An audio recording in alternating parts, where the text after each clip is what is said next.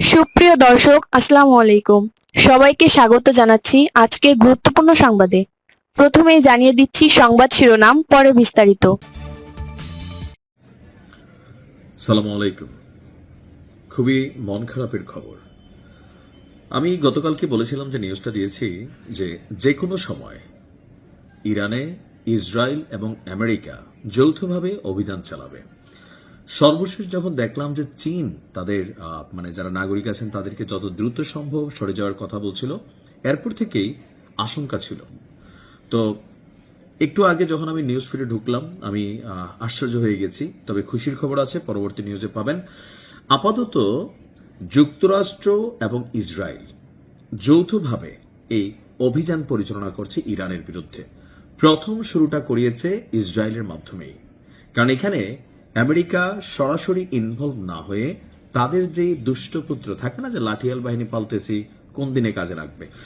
তো আজকে আপনার ইরানের বিভিন্ন স্থানে বেশ বড় ধরনের কিছু হামলা চালানো হয়েছে।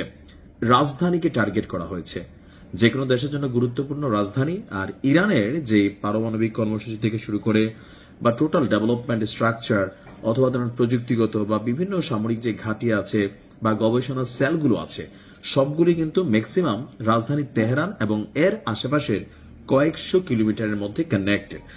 তো ইসরায়েলের কাছে যেহেতু তথ্য আছে ইরানের কোথায় কি আছে, এই যে ডোনাল্ড ট্রাম্প তার বিশাল নৌবহর সমুদ্রের মধ্যে এতদিন পালছিল, কেন পালছিল? যেন ইন্টারনাল তথ্যগুলো পায় যে ইরানের কোথায় কি আছে।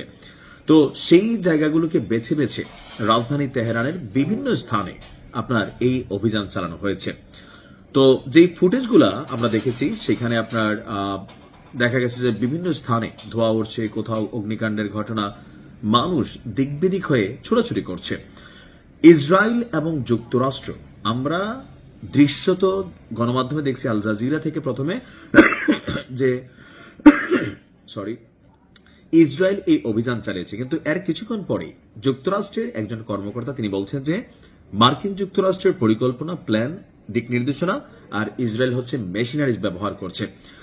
বার্তা সংস্থা ফার্স বলছে তেহরানের ইউনিভার্সিটি স্ট্রিট এবং জোম হৌরি এলাকায় খুবই গুরুত্বপূর্ণ, বাংলাদেশে যেমন ধরেন সচিবালয় বা আরো বিভিন্ন জায়গা থাকে না গুরুত্বপূর্ণ, তো ওইরকম এলাকায় বেশ কয়েকটি শক্তিশালী ক্ষেপণাস্ত্র আঘাত এনেছে।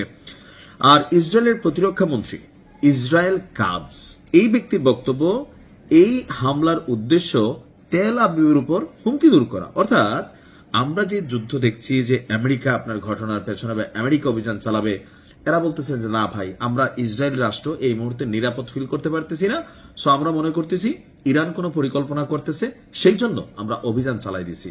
তো এটা তো আমরা বুঝি যে ভাইয়ের নির্দেশনা ছাড়া কর্মী তো ভাই হাত উঠানোর সুযোগ নেই।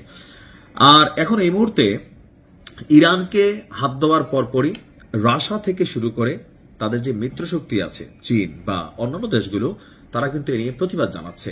কিন্তু আমি বরাবরই বলে আসছি যে এই যুদ্ধে ইরানকে নিজের যে কোমরের শক্তি সেটা নিয়ে লড়াই করতে হবে, নিজের যে প্রস্তুতি আছে সেইটা নিয়ে এই লড়াই চালাইতে হবে। এখানে কেউ বিবৃতি দিবে, কেউ নিন্দা জানাবে, কেউ এইটা করবে সেটা করবে, ফাইনালি ইরানের প্রতিরক্ষা, ইরানের সিস্টেম, ইরানকে কানেক্টেড করতে হবে।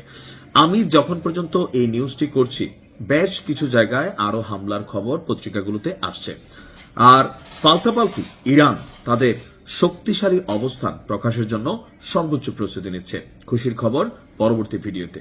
আল্লাহ ইরানকে হেফাজত করুক। আসসালামু আলাইকুম।